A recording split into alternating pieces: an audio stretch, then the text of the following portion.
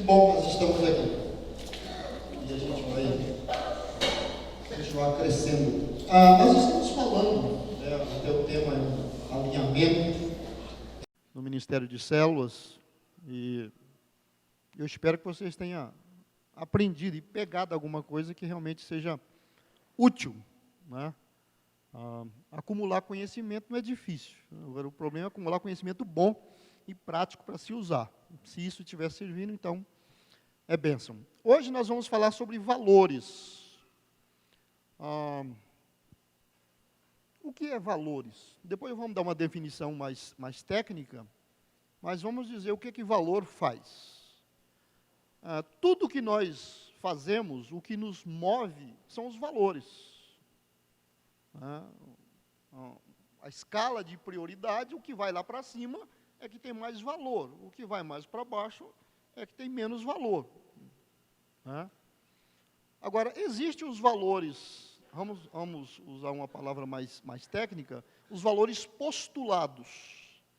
Ou seja, o valor correto deveria ser esse, mas na prática não é. Né? Por exemplo, se a gente perguntar para qualquer cristão, e vocês são bons batistas, vocês vão me responder assim na lata. Biblicamente, qual é o primeiro valor na fé cristã que Jesus diz que deve estar em primeiro lugar? Mateus 6,33, né? Buscai, como é que é? Primeiro, o reino de Deus e a sua justiça. E todas as demais coisas serão acrescentadas. Quem crê nisso? Amém. Obrigado. Mas eu sei que nem todos vocês fazem isso. E nem eu. Tem circunstâncias que você não coloca o reino de Deus com essa prioridade, com esse valor. Não vou nem entrar em detalhes, senão vocês vão entrar em crise, né? ou vou me fazer entrar em crise. Né? Mas os valores postulados nem sempre são os valores efetivos, né, na prática. Agora, vamos pensar no que nós estamos fazendo aqui, nas nossas células. Para elas rodarem redondinho, se tornar um ministério frutífero, Deus operar igual nós cremos, inclusive estamos fazendo célula porque acreditamos. Ela tem uma certa prioridade, ele tem um valor, ela tem um valor na nossa vida. Mas o que falta para ela realmente pegar? Então, alguns valores terão que ser encaixados no devido lugar, algumas coisas terão que ser trabalhadas. E é isso que a gente vai fazer hoje. É para cá que eu aponto? É? Para cima? Para onde?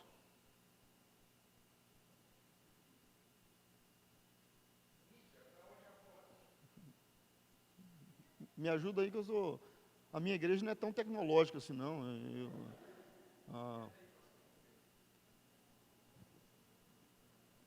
Eu acho que é para lá.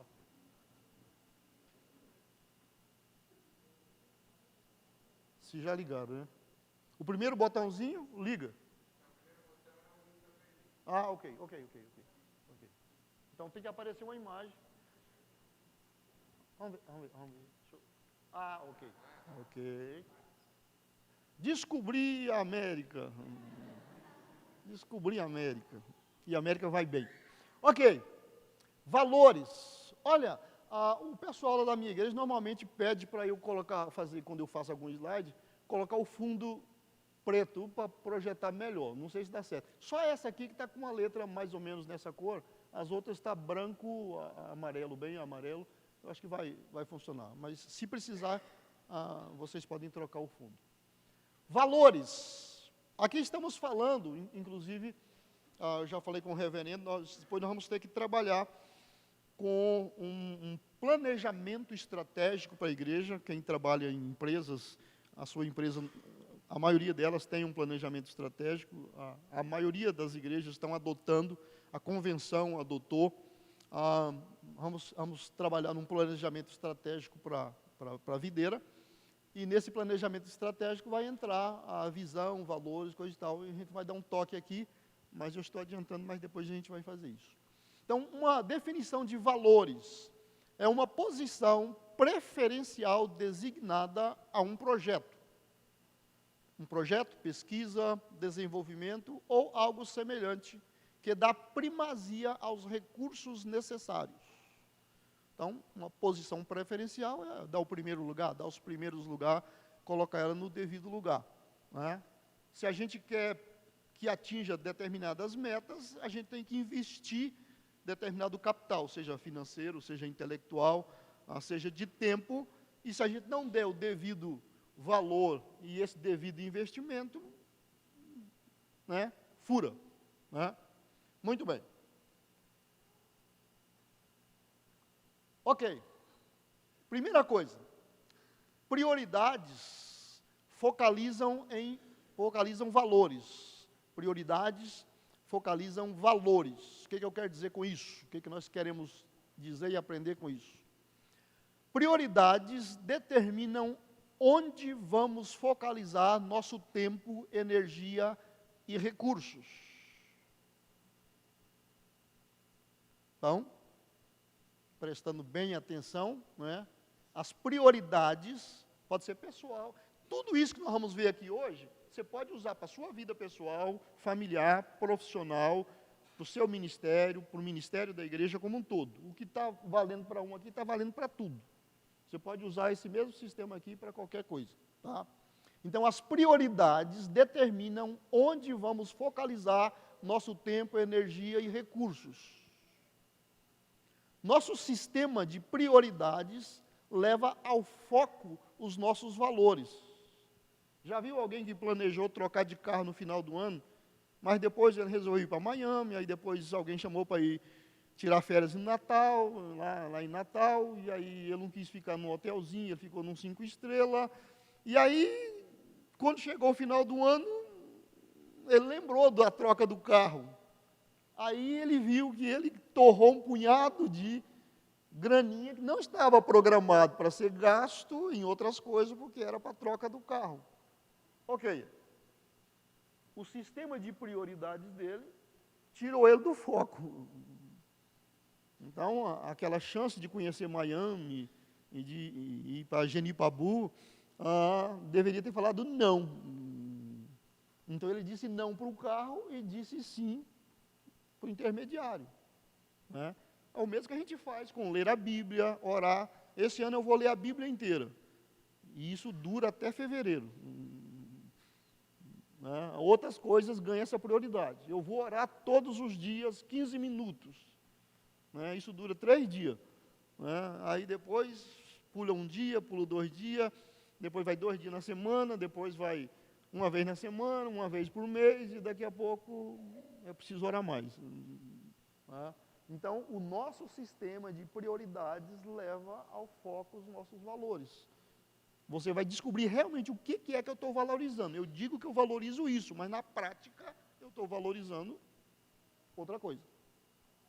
Devemos estar motivados e com o foco no lugar para vivermos os nossos valores. Se você não tiver motivação no lugar, né, você não vai viver o seu valor. Tem que focar e ir até o fundo. Damos prioridade àquilo que valorizamos e sentimos que é importante. Você já encontrou com uma amiga, um amigo lá na rua? Você foi no supermercado, encontrou, fazia 10 anos que vocês não se encontravam, né? Oh, que prazer em te ver, que bom, que legal, né? Por que você não ligou mais para mim? A minha vida é tão corrida, É nada, ela não faz parte das suas prioridades. Todos os dias você fala por 2 horas com a comadre fulano de tal, todo dia você liga para o fulano de tal e bate altos papos, e aquela tem 10 anos que você não fala. Não é falta de tempo, ela não está na lista de prioridades. E aí, vai lá em casa uma hora tomar um café, 1 hora dessa eu vou. Esse 1 hora dessa eu vou significa, você está fora. Eu não vou, não é minha prioridade. Né? Então, nós damos prioridade àquilo que valorizamos e sentimos que é importante. Alguém aqui já chegou em casa cansado, e quando estava quase chegando em casa do trabalho, de um dia exaustivo, você fala, hoje vou tomar aquele banho, sentar lá no sofá, jogar o chinelo para cima e nem guindaste me tira de lá hoje eu não saio para nada. E aí quando você chega em casa, que você entra na porta, o seu filho está queimando de febre. E aí você nem toma banho, já corre com ele para o pronto-socorro, e aí vara à noite. E aí, você não falou que nem guindaste tirava do sofá? Por que você foi? Viu? Há uma prioridade que esqueceu o cansaço. Eu tinha dado a minha palavra, que hoje ninguém me tirava de casa. Você anula a sua palavra, cai tudo, porque surgiu algo que entra em tal prioridade que qualquer outro compromisso, até se você fosse escalado para pregar aqui, você já mandaria uma mensagem para alguém, ligaria, pastor, não posso, minha criança está com febre, estou com ela no pronto-socorro, ora por nós aí, pronto. E se amanhã varar o dia, você liga para o patrão, para o chefe, e você vai trocando. Enquanto aquela prioridade exigir, você vai fazer isso. Chega uma certa condição, se for preciso, você se demite para cuidar daquela prioridade. Não é assim? É. Entre a vida do meu filho e o trabalho, bom, mas se eu não trabalho, eu não cuido dele. E se eu não cuidar dele, eu também não posso trabalhar. Não, entre um e outro, meu filho é prioridade, esquece. Né? Então, nós sempre, né, nós damos prioridade àquilo que valorizamos e sentimos que é importante. Não tem importância, vai para o segundo lugar, vai para o terceiro plano, não tem problema. Estabelecer prioridades coloca o foco em alguns alvos alcançáveis e nos salva de tentarmos fazer tudo, que em última análise significa que não vamos fazer coisa alguma. Entendeu?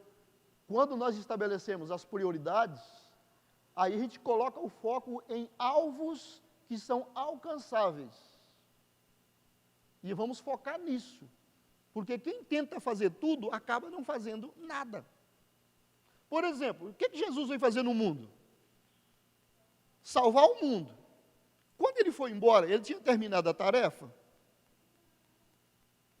Já tinha acabado todos os pecadores? Todo mundo tinha se convertido? Todos os doentes estavam curados? Mas lá na cruz ele falou para o Pai, está consumado. Ele estabeleceu prioridades do que ele tinha que fazer para o projeto de redenção funcionar. Quando chegou naquele ponto, pronto, fechou, agora eu vou embora, mas o senhor não pode ir, posso e vou mandar o Espírito Santo para ajudar vocês a fazer o resto. E ele está lá até hoje. Se Jesus fosse ficar, para esperar tudo ficar prontinho, quando vocês acham que ele ia voltar para o céu? Ele estaria sentado numa pedra lá em Jerusalém até hoje. Mas ele tinha foco e ele tinha alvos.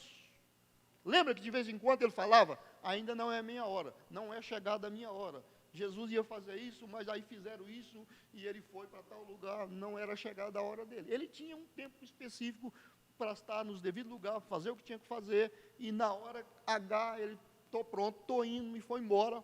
Né? Até na hora ele já estava quase subindo, ele já tinha dado uma levantada assim, os apóstolos, vem cá, mas não é agora que o senhor vai estabelecer o reino?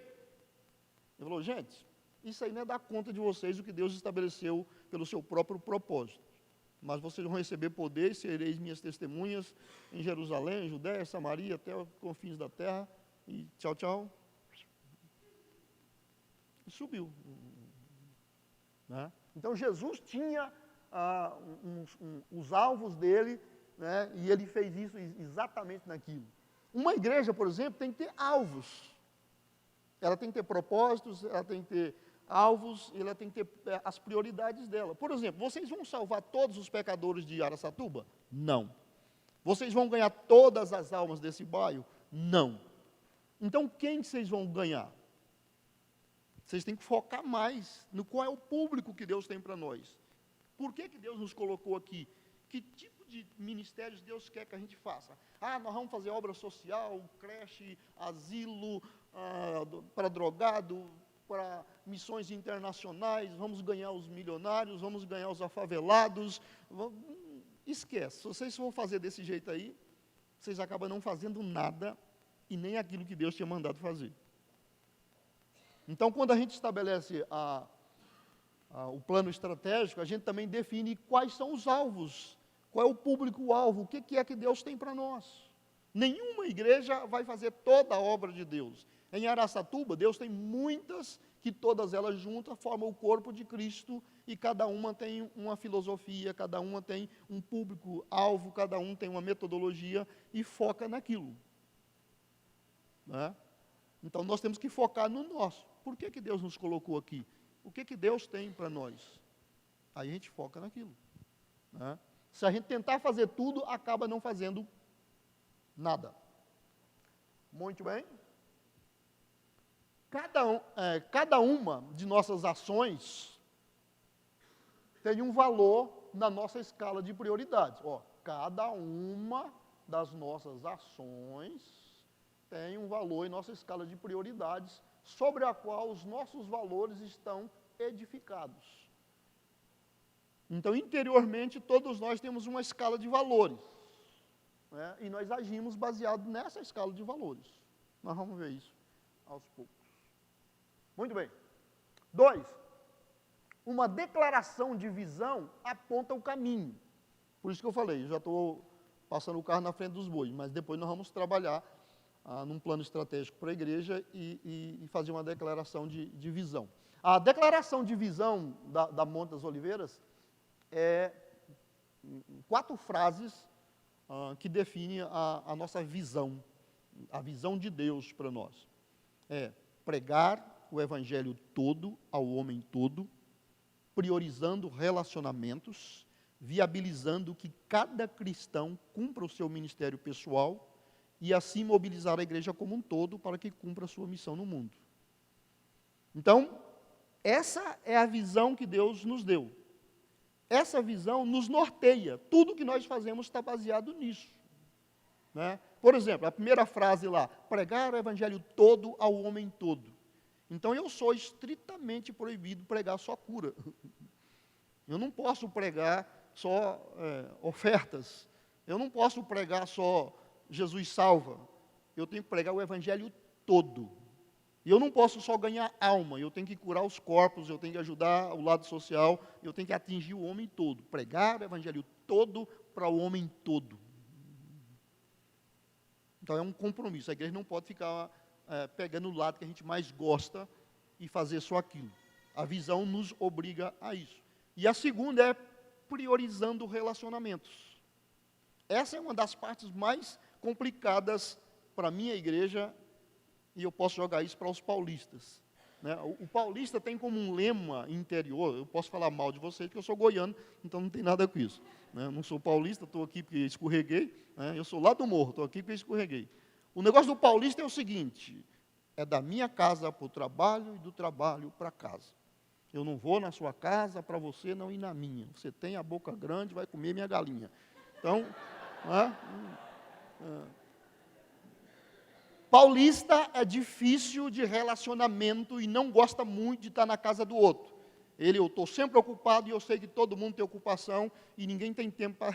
Paulista não gosta, estou falando isso comparando paulista com os outros brasileiros. Paulista é da casa para o serviço, para onde ele tem obrigações e compromissos, e ele vai na sua casa se ele tiver uma necessidade, um compromisso que leva. Não é. Então, uma visão dessa, de implantar um sistema desse, todas as igrejas em São Paulo que começam a trabalhar com visão de célula ou grupos pequenos, enfrentam muita resistência porque as pessoas não têm costume de ir na casa dos outros. Tem pessoa que se converte, alguém evangeliza ele e chega para a igreja, quando alguém chama ele para ir numa célula, ele já fica assustado. Eu não tenho costume de ir na casa de ninguém. Eu não tenho costume de receber ninguém. Lá em Guararapes, depois de 20 anos, de tanto eu brigar com eles já admitem que existe vida depois do trevo da Rondon.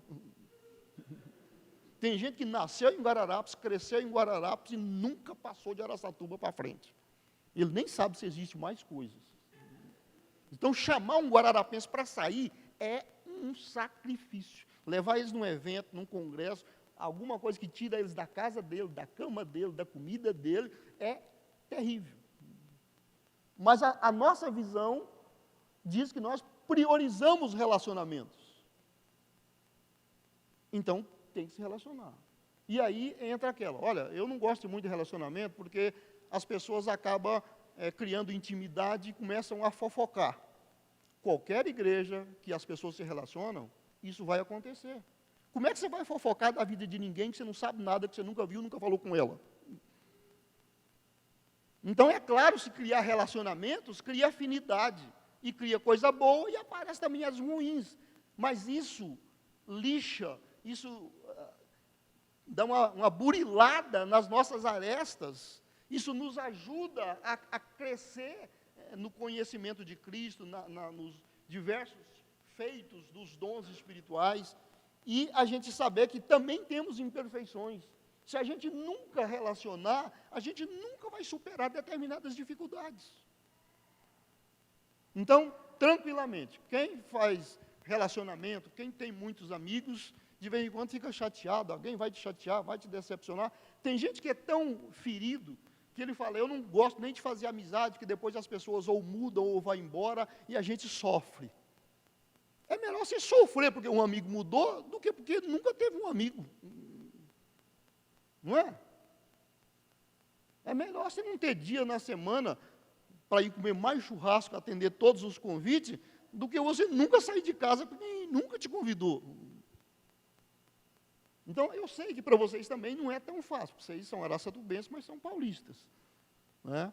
Mas relacionamento faz bem. E igreja que pretende trabalhar em célula, você tem que acostumar a ir na casa dos outros, a receber pessoas, a se tornar anfitrião, a se tornar recepcionista, a ser atencioso. Isso vai fazer parte dos relacionamentos. E vai ser bom. É muito gostoso. Né? Então, uma declaração de visão aponta para o nosso destino, né? E articula onde estamos caminhando. Né? Eu, por exemplo, posso avaliar constantemente pela minha visão. Né? Além de pregar o evangelho todo, para o homem todo, priorizar relacionamentos, viabilizar que cada cristão cumpra o seu ministério pessoal. Isso pesa muito sobre mim. Eu e os líderes temos que dar um jeito de treinar os membros para fazer todos os trabalhos que eles precisam aprender, porque eles que terão que fazer. Né? A visão da igreja diz que cada membro tem que desenvolver os seus ministérios pessoais. Como é que ele vai desenvolver se ele nem sabe que ele tem? E se ele descobrir que tem, como é que ele vai ser treinado? Então, a igreja tem que prover isso. Então, nós damos muito treinamento, eu invisto muito nisso, eu viajo, eu estudo, eu leio, eu compro livro, eu participo de conferências, me desdobro para oferecer o máximo que eu puder. Né? Porque eles têm que desenvolver os dons e os talentos deles. Né? E aí, depois, com isso, a gente mobiliza a igreja como um todo para que ela cumpra o seu ministério no mundo, cumpra a sua missão no mundo. A igreja tem uma missão. E ela só vai cumprir se cada membro cumprir. Se ninguém encaixar, se poucos encaixarem, a igreja não cumpre a sua missão. E aí, nós vamos ter um problema lá em cima. Né? Ok? Então, uma declaração de visão aponta para o destino final. Uma declaração de visão articula onde estamos caminhando. Ela expressa o espírito, né, e o sabor da nossa base ética, dos valores e prioridades. Nós vamos mexer com isso aqui também. 3. Desenvolvendo um sistema de valores baseado na ética bíblica. Essa frase aqui eu gostaria que vocês memorizassem ela, que vocês colocassem ela no coração. Mudanças duradouras somente ocorrem quando nossos valores são alterados. É fundamental entender valores da igreja e da Bíblia se queremos ver mudanças no povo e no povo de nossas igrejas. Se não houver mudanças de valores, eles serem alterados, as mudanças que nós fizermos não funcionam. Uma primeira vez que eu conversei com o reverendo, eu falei para ele que tem um sistema de célula que a gente chama de transplante de membros. né? Você já plantou cebolinha? Você corta ela, né? Você compra lá na quitanda, ela vem com a raiz. Você quer usar as folhas para fazer um tempero, você corta ela e você planta as raízes. Daqui a um tempo ela cresce bastante, aí você arranca algumas daquelas mudas e planta em outro lugar. É a mesma cebolinha, só mudou de vaso. Se não houver mudanças de valores, vocês podem fazer célula, grupo familiar, grupo de comunhão, vocês podem inventar teatro, aquela da lagartixa de colar na parede, pode ir para um punhado de movimentos e nada funciona. Vai até um tempo entusiasmado, depois para. Agora é discipulado. Ah, não, discipulado não. Agora é... Já viu o tanto de moda que já passou na igreja ultimamente? E tem pessoa que corre desabalado. Cada nova moda que chega, ele adota na igreja. Dura 3 meses, 6 meses, e aí não cola. Por que não cola? Porque não há mudança de valores. Quando foi que você se converteu? Quando a palavra de Deus te convenceu que os valores que você tinha estavam errados. E Jesus estava certo. Sem ele, você ia para o inferno. Aí você mudou. Por que você não desvia? Porque você sabe que você está no valor certo, no lugar certo. E você mudou não só de endereço de onde você ia domingo, mas você realmente se converteu. Se não houver mudança de valores, é apenas transplante. Então você pega os membros, digamos, uma igreja que não tem nenhuma célula, vamos pensar, uma igreja que não tem célula. Hoje eles ficaram sabendo que existe célula. E aí, então, de 10 em 10, aqui, vocês 10, vocês 10, vocês 10, então nós temos 5 células agora. O fato de ele separar as pessoas de 10 em 10 e mandar eles ir para uma casa e fazer reuniões e dar o esboço do sermão ou o estudo, isso não torna aquilo uma célula. Eles nem sabem o que é uma célula. Por que a gente faz célula? Quais são os valores de uma célula? Quais são os valores de uma igreja em célula? Ah, não, é mais um trabalho.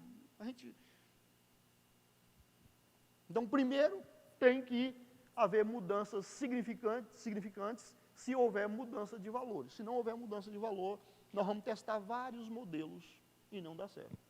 Né? Mas nós vamos ter tempo para...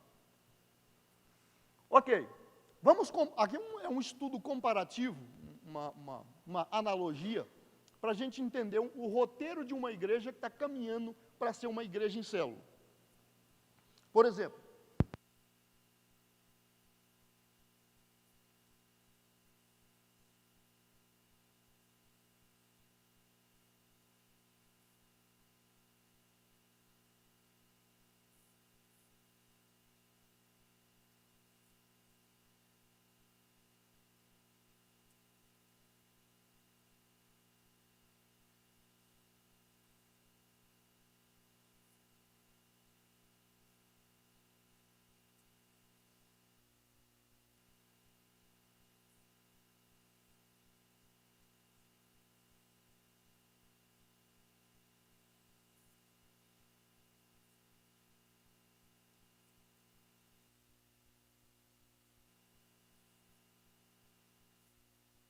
é verdade.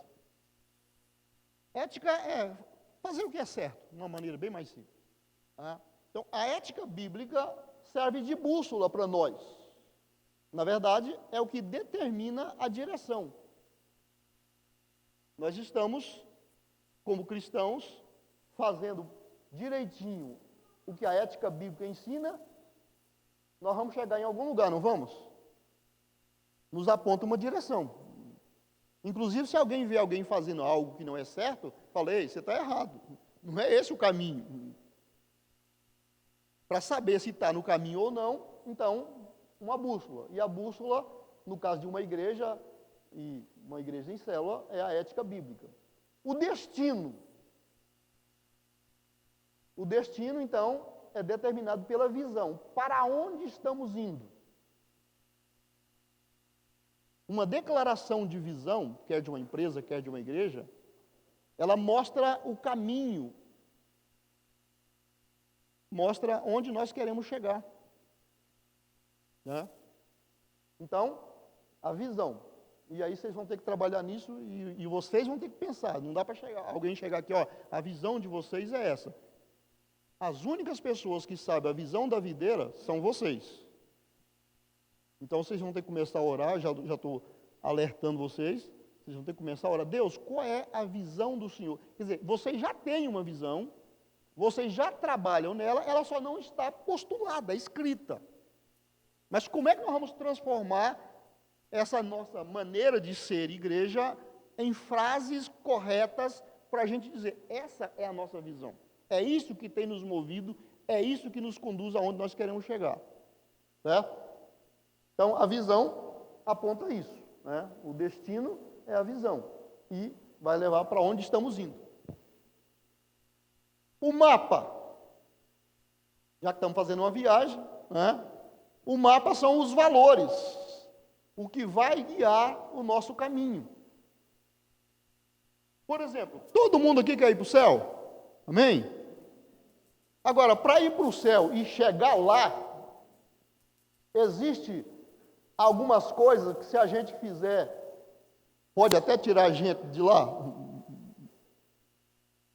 Será que tem? Tem coisas que, se a gente não atentar, pode nos fazer errar, ou pode nos desviar de chegar mais fácil. Por exemplo, vamos supor, vamos sair de Araçatuba e vamos a São Paulo, 500 e poucos quilômetros. De Guararapes eu sei que é 550, aqui deve ser 510. Vamos 500 quilômetros, ok, 500 quilômetros para São Paulo. Pela Rondon, um carro bom, a gente chega em São Paulo em 6 horas, fazendo umas paradinhas, coisa e tal. Tem jeito de ir mais rápido? Dá para ir de avião. Tem jeito de ir mais difícil? Tem. A gente pode pegar aqui, a gente vai lá em Tupã, a gente sai em Marília, a gente vai um punhado, até a gente chegar em São Paulo. A gente acaba chegando daqui a 3 meses, daqui a 5 dias, mas você chega em São Paulo. Então, essas decisões que os valores nos impõem, nos ajudam a chegar rápido, chegar salvos, chegar tranquilos, ou então não chegar, ou chegar muito desgastado. Né? Em finanças, eu ando estudando bastante finanças e investimento, já tem ainda 3 anos que eu resolvi conhecer bolsa de... Acho que é isso que eu faço. Ok. Eu resolvi investir em conhecimento, eu ficava fascinado com bolsa de valores, como é que é aquilo, que maluquice, que coisa aquilo. Bom, a melhor maneira de conhecer é isso daí, eu comecei a estudar. Em finanças e investimento, eles falam que é melhor você não ter mapa nenhum do que ter um mapa errado. Né? Sem mapa nenhum, alguém fala, olha, vai na casa do irmão fulano, lá no Ilda Mandarino. Sem nenhum mapa, você pode ir procurando, você vai achar o bairro, depois alguém vai acabar te dizendo a rua, e com muito custo você vai acabar chegando lá. Se não hoje, mas você vai fazer umas 3, 4 tentativas, você chega. Mas se alguém te der um mapa errado, provavelmente você nunca chega. Então, mapa nenhum, às vezes, é melhor que um mapa errado. Né? Então, o mapa são os valores, e é ele que vai guiar. Né? Ok. E a rota? Os católicos costumam dizer que todo caminho leva para Deus, né? Todo caminho leva a Roma, né? Mas já que o Papa andou vindo no Brasil, então não precisa mais ir em Roma. Né? A rota que nós vamos fazer, isso é determinado pelas prioridades. Eu preciso estar, no máximo, até 1 da manhã em São Paulo. Agora são 8 uns quebrados. Então eu tenho que pegar o caminho mais curto e pisar fundo. Mas se eu quero conhecer um punhado de lugares turísticos que tem daqui até São Paulo. Olha aí, ó. Qual é a minha prioridade? Chegar em São Paulo até 1 da manhã ou chegar em São Paulo? Então, se você não souber quais são as suas prioridades, você pode perder tempo com coisa que não tem nada a ver. Tá? Aquele meu amigo lá, aquele crioulo ali, ó, Odisseu, levanta a mão aí para eu saber quem é. Ele saiu de Belo Horizonte para vir na minha casa para o meu aniversário. Ele foi parar lá em Goiás, em Caldas Novas. né? Sendo que a prioridade dele era o meu aniversário. Mas depois do final de semana em Caldas Novas, aí agora eu vou para a casa do Jason. Né? São só 500 quilômetros de diferença. Né? De lá para a casa dele e vir aqui, é só 500 quilômetros de diferença. Né? Então, as prioridades é que vai determinar a nossa rota. Né? Qual caminho devemos seguir. E o veículo, o que vamos usar? Por exemplo, se eu precisar chegar daqui a São Paulo em 3 horas, no máximo eu vou ter que arrumar um avião, um jatinho, uma coisa... Né? Porque a minha prioridade determina isso. Né? Então, o veículo tem a ver com as práticas. Estamos falando aqui de cristianismo. De que maneira vamos chegar lá? Nós já temos, né, a direção, sabemos para onde estamos indo, sabemos o que vai nos guiar nesse caminho, sabemos qual o caminho, né, que nós vamos seguir e de que maneira vamos chegar lá. Tá? Ok. E o itinerário é a filosofia de ministério e estratégia, que são os nossos planos de viagem. Tá? Você já viu o americano planejar as viagens de férias? Eles calculam a hora que vai sair de casa, a hora que vai parar para abastecer, qual restaurante que eles vão chegar. Eles fazem toda a rota. Eles gastam 2, 3 dias, uma semana fazendo isso aqui. Como é que o brasileiro faz? Vamos viajar segunda-feira, domingo à noite, começa a fazer as malas, bota lá dentro. E aí você não sabe, depois, qual posto nós vamos parar? Que posto? Eu estou apertado, entra no primeiro. Nossa, é horrível, toca para frente. E aí, para lá. E onde é que nós vamos comer? Eu sei lá, um lugar onde tem muito caminhão, normalmente tem comida gostosa. Aí... E a gente faz cada descoberta legal e cai em cada arapuca. Ou só eu sou assim? Né? Tem algumas rotas que eu faço constantemente, como para Belo Horizonte, para Goiânia, onde meus pais moram, que eu já tenho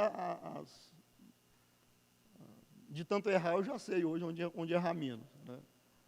Muito bem. Ok. Uma declaração de visão correta expressa valores e prioridades subjacentes, aquelas que estão mais abaixo, mas que faz parte, que tem que estar ali.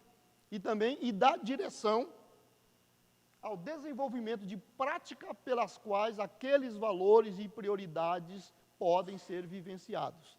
Então, ao mesmo tempo que queremos ganhar almas, por exemplo, tem coisas que precisamos fazer. Antes da pessoa aceitar Jesus, você tem que ter uma estratégia evangelística.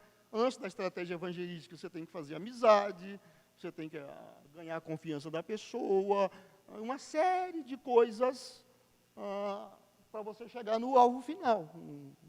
Né?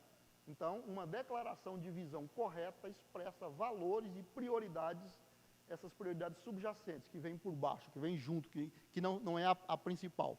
E dá direção ao desenvolvimento de práticas pelas quais aqueles valores todos, né, e as prioridades podem ser vivenciadas. 4, por que valores postulados acabam não sendo implantados? É aqui que a coisa pega agora.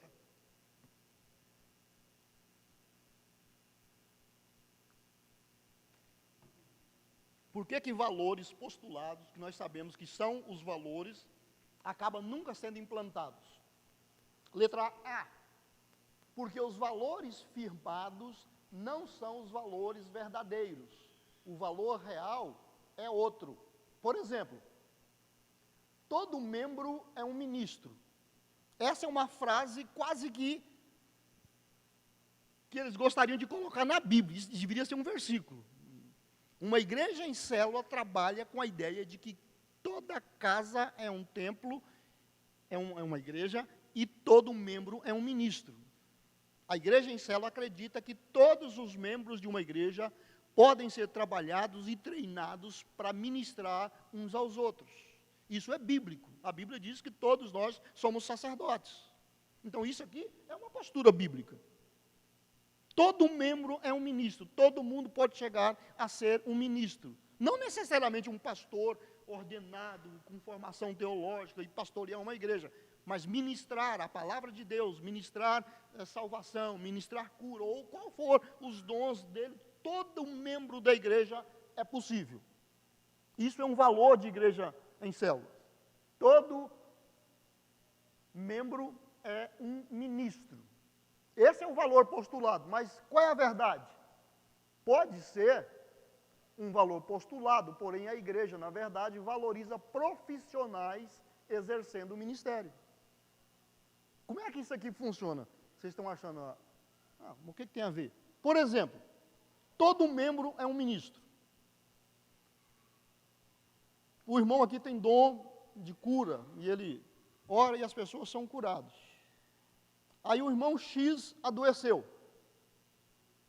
Ele é membro da célula Peniel, que tem 10 membros e tem 5 visitantes. Os 15 foram visitá-lo. Oraram com ele, levaram presentes, consolaram, confortaram. O irmão aqui, que tem dons de cura, esteve lá e orou com ele. E ele foi curado. E ele voltou para o culto normal da igreja. Mas sabe o que ele vai dizer? Todo mundo me visitou, menos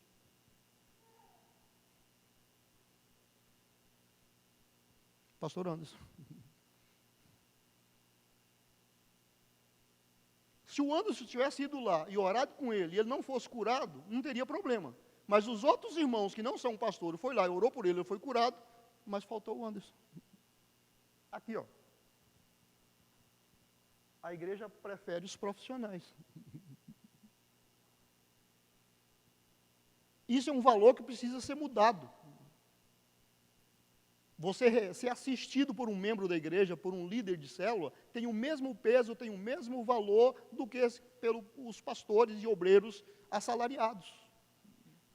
Mas nós entendemos na nossa cachola que ainda faltou fulano de tal não foi me visitar. Mas isso é só em Guararapes, tá? Eu estou citando coisa de Guararapes. Aqui em Araçatuba não acontece isso, né? Os irmãos aqui não têm esse problema. Mas isso aqui é um caso clássico, né, de um valor postulado e, na prática, uma outra coisa. Tá? Letra B. Por que estruturas antigas desenvolvidas para implementar valores transformaram-se em valores? Olha, presta atenção. Nós estamos vendo por que mudanças necessárias não aconteceram. Né? Porque estruturas antigas desenvolvidas para implementar valores transformaram-se em valores. Exemplo número 1, a escola dominical. A escola dominical foi uma estrutura desenvolvida para implantar o valor do estudo da Bíblia. A escola dominical se tornou o valor. Estudar a Bíblia não é importante. Ir na escola dominical é importante.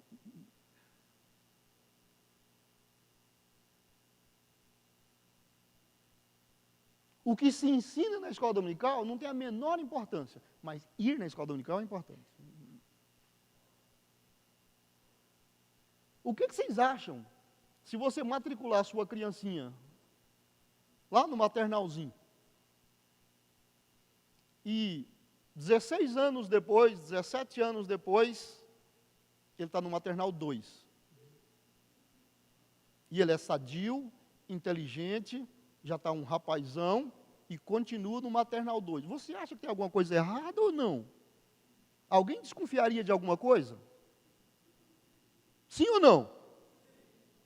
Mas tem gente que frequenta a escola dominical desde quando a igreja foi fundada e ele está na mesma sala, se pedir para ele dar um testemunho, ele desmaia. Ele já passou todas as revistas, todos os cursos, e se você perguntar o que ele sabe, ele fala, muita coisa. Por exemplo, muita coisa.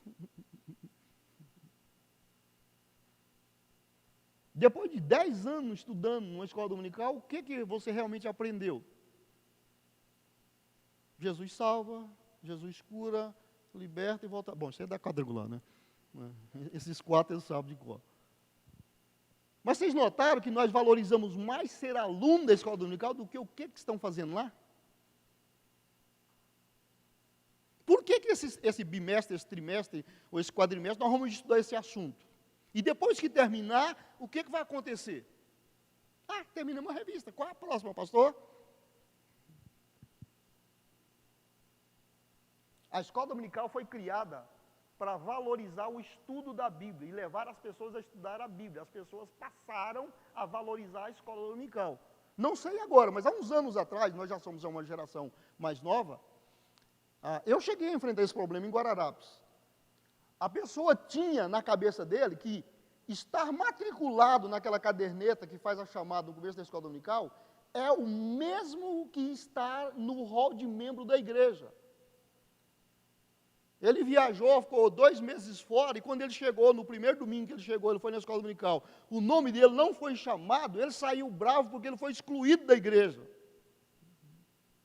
Eu tive que sentar, conversar, irmão, isso aqui é uma chamada da classe, funciona você está ali ou não, e a cada mês muda a página, se já tem mais de um mês que você não vem, fica vago, o dia que você voltar, coloca de novo. Não, mas me tiraram da igreja, então também não vem mais na igreja. Mas se você, por isso aí você já sabe que não aprendeu nada. Outro exemplo, o coral. O coral foi uma estrutura desenvolvida para implantar música na adoração. O coral se firmou como sendo um valor. Ao invés do coral estimular uma adoração com música de qualidade, as pessoas aprenderem música e aprender a cantar e separar as vozes e tudo mais, fazer parte do coral é que é o importante. E vocês não sabem os quebra-pau que dava nas reuniões da direção do coral. Porque lá tem uma diretoria, tem o presidente do coral, tem o vice-presidente, tem o secretário, tem o tesoureiro. E quando tinha que mudar e alguém não... Gente, dava briga de cadeirada. Gente cantando de mal, ao lado do outro. Mas daqui eu não saio, daqui ninguém me tira. Quando fundou essa igreja, eu entrei para o coral, e eu estou aqui até hoje, e eu quero ver se tem macho que me tira. E adorando a Deus com música de qualidade.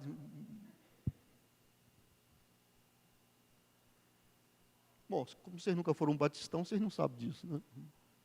Mas é isso. Vocês imaginam, vocês vão fazer uma construção, você vai construir a sua casa. E aí você vai fazer uma coluna de concreto. E aí o cara compra um madeirite novinho e faz uma coluna e fica bonitinho. E ele encheu ela direitinho lá, nem sujou por fora, o cara é bem cuidadoso. E aí você fala, puxa vida, não tira a forma não, porque ficou bonito. Você passa a valorizar a forma e não a coluna.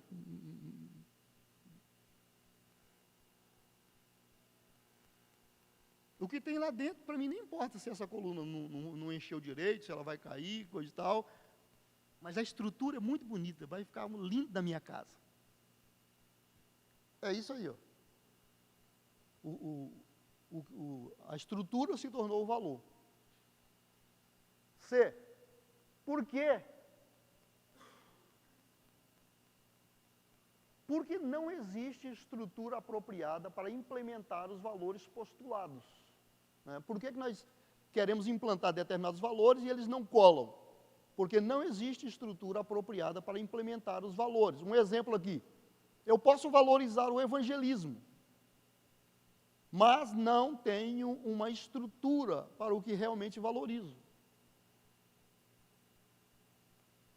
A igreja valoriza evangelismo, quer evangelizar, quer falar de Jesus para os pecadores, mas não há algo, não há um departamento, não há algo que leve isso a se efetivar.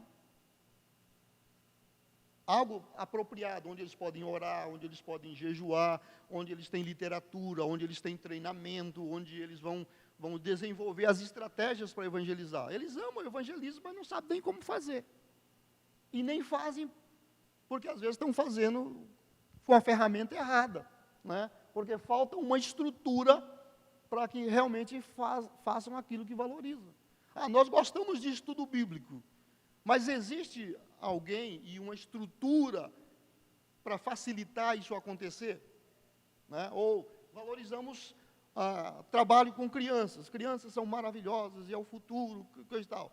Mas o que nós estamos fazendo para ter um trabalho para essas crianças? Um trabalho efetivo. Porque uma coisa é construir uma salinha ali de lado, jogar as crianças lá para se livrar delas, para elas não atrapalhar o nosso culto, e qualquer uma irmã que quiser e tiver disposição de ficar lá com eles, o que ela vai fazer lá nem nos interessa, elas não estão aqui nos perturbando, e nós estamos dizendo que valorizamos as crianças, são as bênçãos de Deus, até oramos por ela, né? São os filhos, são a bênção do Senhor, e feliz aquele que enche deles a aljava, e a nossa igreja ama as crianças, e manda eles lá para um depósito de criança, alguém que não tem de nada de ensino infantil, não tem um material adequado, o que ela faz lá está feito, e nós estamos dizendo que nós valorizamos. Verdade? Deixa eu pegar bem pesado nessa área com vocês, para vocês verem.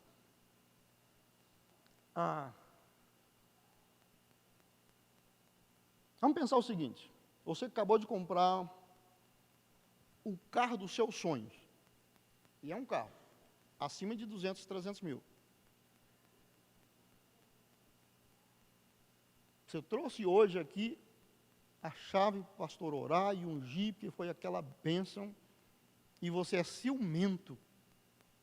Ok. Eu esqueci lá na igreja do pastor Eupídio um negócio que eu precisava entregar para vocês aqui hoje. Dá para vocês emprestar o carro para o meu amigo Dirceu levar lá? Você empresta seu carro?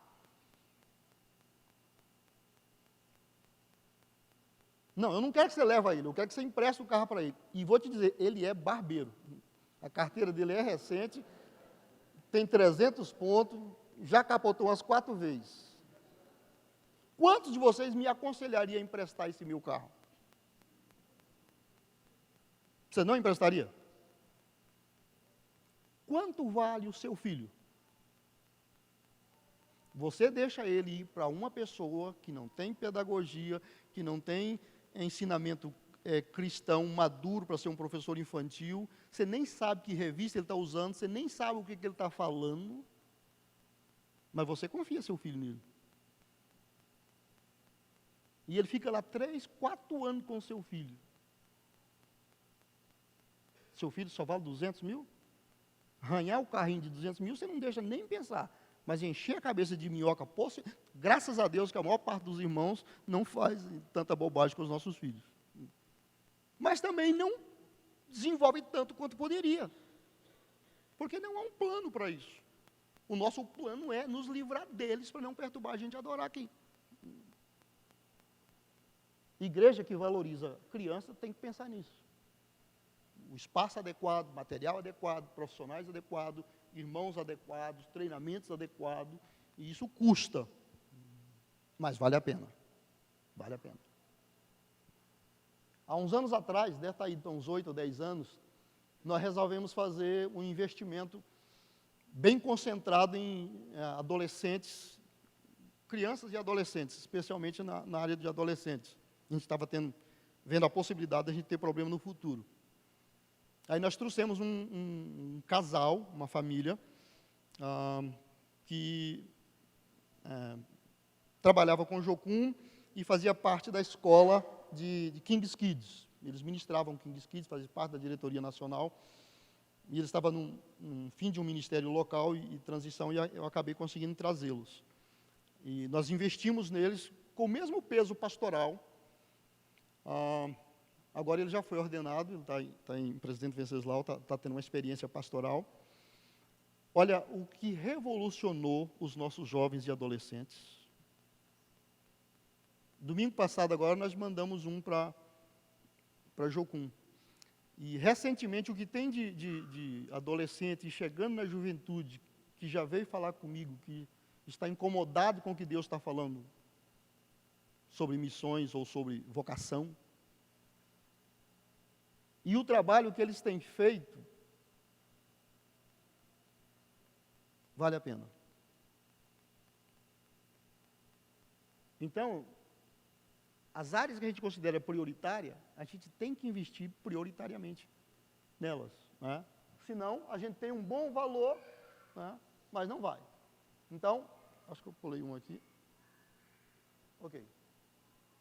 Então, eu posso valorizar evangelismo, mas não tem uma estrutura para isso. Eu estou citando aqui o caso das crianças. Letra D. 2 bons valores não recebem a mesma ênfase. Um valor neutraliza o outro. Um exemplo aqui. O culto de celebração, domingo à noite, o cultão, né? E a vida em células, ou a vida de células. A igreja ama a celebração e a igreja ama o trabalho de células. Embora a igreja valorize as duas coisas, o culto de celebração recebe a maioria do tempo e dos recursos. A vida das células fica neutralizada. São 2 valores maravilhosos. Mas entre um e outro, domingo à noite, aquele cultão, fogo caindo, né? A gente compra bons equipamentos, dá treinamento para os músicos e melhora a imagem, faz tudo que é necessário. E para a célula, os irmãos reúnem lá, né? Deus abençoe. Eu mando o esboço e vocês... Né? Não dá, não vira. Se tiver 2 valores concorrendo, normalmente um vai ser prejudicado. Letra E. Insatisfação e compromisso insatisfação e compromisso não têm ainda gerado ação. Insatisfação e compromisso não têm ainda gerado ação. Inovadores não estão ainda insatisfeitos o suficiente com os velhos valores e atitudes para comprometerem-se com a implantação de novos valores, né? Vocês já viram falar na curva do sino?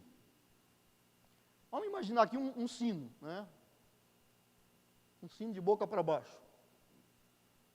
Você divide ele em 4 partes, bem no meizinho, e perto da borda aqui, onde começa a levantar, e lá.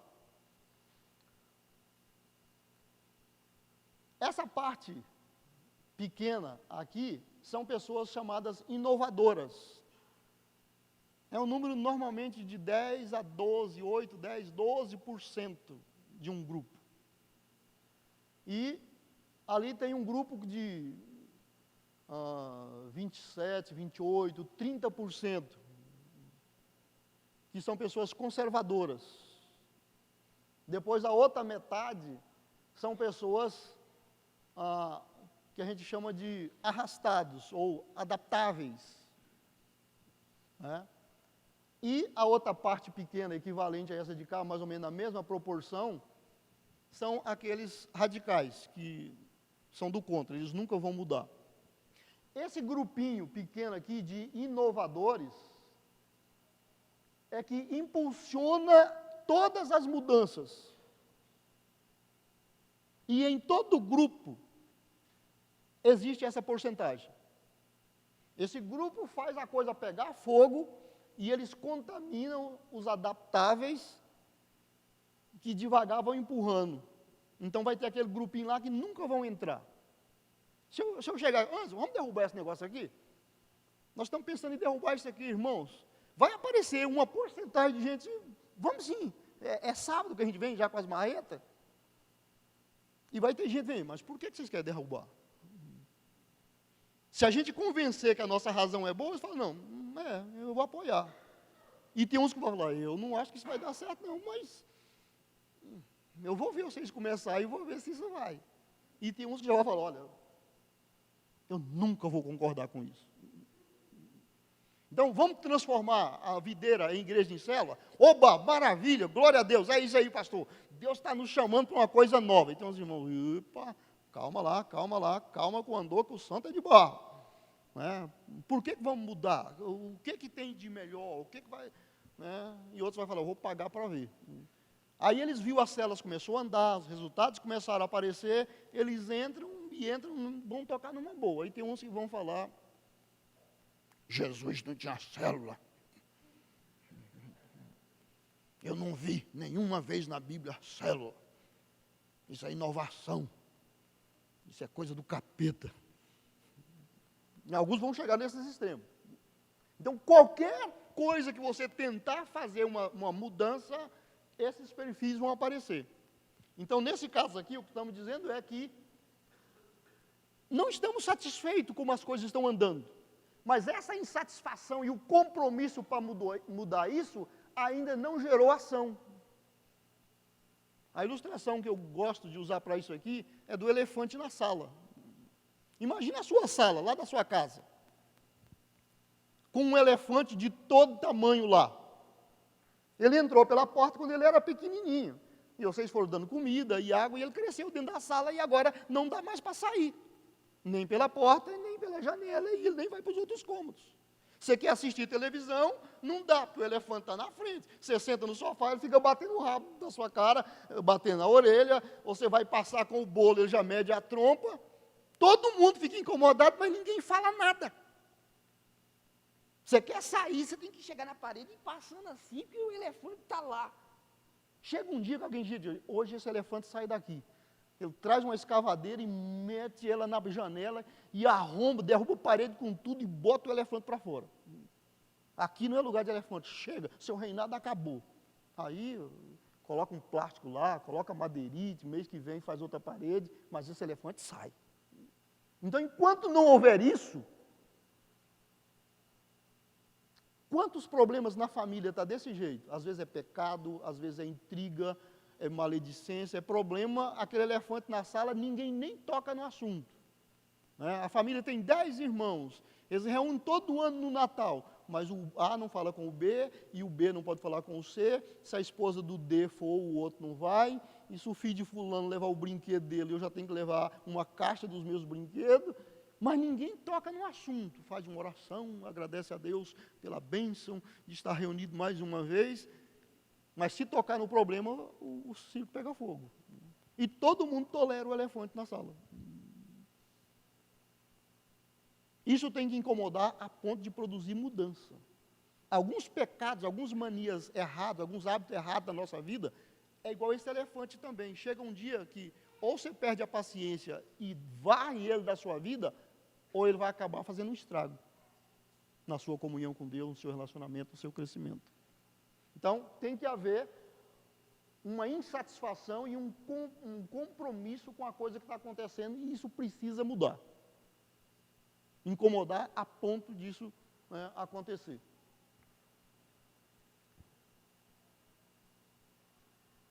Esse foi o E? Foi. Ok, esse é o último. Por que mudanças que queremos implementar acabam não acontecendo? Porque não existe um conjunto norteador de princípios para organizar, integrar e dirigir os bons valores. Os valores são bons, sabemos o que vamos fazer, mas como juntar todas essas peças? Por exemplo, a operacionalidade independente. Significa que a igreja opera cada valor através de uma estrutura independente e de departamentos separados, necessitando uma integração de princípios para formar valores dentro de uma estrutura de implementação. Por exemplo, nós amamos evangelismo. Irmãos, quem gosta de evangelismo? Ok, então junta com o irmão José ali, aí vai 15 para lá. Irmãos, quem gosta de ar livre, pregar no ar livre? Ah, nós gostamos. Aí tem 2 desse grupo aqui, tem mais 10 desse de cá, então junta ali. Quem gosta de estudo bíblico? Aí junta os do estudo bíblico. Quem gosta de campanha de oração? Aí vai juntando. Todas as coisas boas, todos os bons valores, está cada um num potinho, tudo separado. A igreja faz evangelismo, a igreja prega o ar livre, a igreja cuida de criança, a igreja faz obra social, mas um não toca no outro. Os valores não são coordenados, não são integrados. É como se você fizer um bolo bem bonito, mas um lado só tem farinha de trigo, o outro só tem glacê, o outro só tem açúcar, o outro tem outra coisa e o outro tem outra coisa.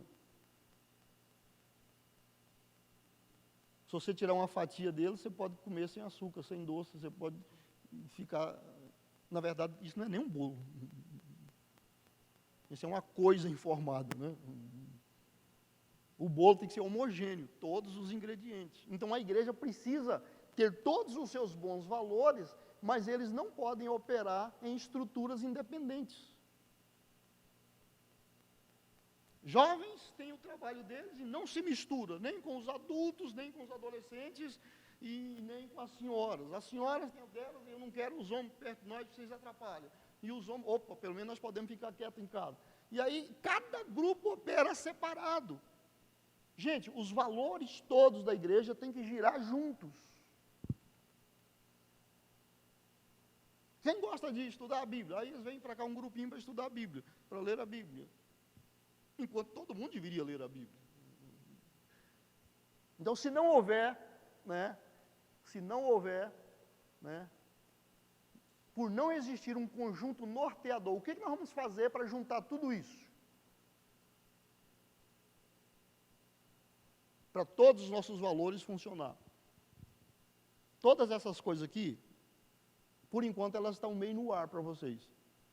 Mas nós vamos trabalhar para elas encaixarem. Porque vocês querem que as células funcionem, e elas vão funcionar. Quer que elas melhorem, elas têm como melhorar, mas algumas coisas ainda estão fora do ar. Algumas coisas estão sem uma base boa. Algumas coisas têm que se juntarem. E essas coisas nós vamos trabalhar. Na próxima quarta-feira, eu não vou poder vir, eu vou estar em Foz do Iguaçu, na Assembleia da Convenção, mas o reverendo já está com o esboço. São a sequência disso aqui. O que é que Deus valoriza? É um estudo bíblico, com os textos, mostra o que Deus valoriza, e está lá na Bíblia o que a Bíblia diz sobre isso. Ele vai ministrar isso, que seria a palestra última que eu iria fazer, mas para a gente não interromper, ele vai fazer essa palestra. E na outra semana, eu vou estar, aí nós vamos fazer uma célula experimental prática aqui. Juntando essas peças todas, eu vou tentar bater esse bolo e fazer uma célula experimental, e depois nós vamos fazer um projeto que vocês vão experimentar um modelo de célula com todos esses princípios funcionando juntos por 13 semanas, que equivale a 3 meses. Então, de agosto em diante, vocês vão, pode ser até, talvez seja até na própria célula de vocês, mas dentro desse esquema, para vocês praticar esses valores, essas coisas todinhas que estou ensinando aqui. Aí depois vocês me ensinam como é que faz, que lá em Guararapes a Docês vai funcionar melhor. Afinal, vocês são de Araçatuba. Né? Tá bom? Então, quarta-feira, não faltem. Eu não vou estar, mas eu já deixei o esboço com o pastor. O que é que Deus valoriza? Se Deus valoriza, e a igreja quer fazer a vontade de Deus, nós temos que valorizar o mesmo que Deus valoriza. E vocês vão aprender coisas que vocês não sabiam que Deus valoriza aquilo, daquele jeito, naquela intensidade. E a gente tem que colocar isso em prática, começando conosco. Vamos orar?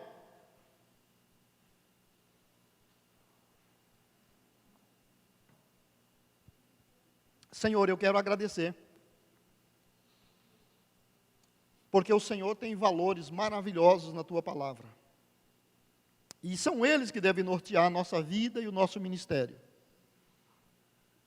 Em diversos lugares, como Josué 1:8, no Salmo 1, 2 e 3, 1 e 2, a Tua palavra diz que, ao praticarmos, ao meditar e colocar em prática a Tua palavra, nós seríamos bem-sucedidos.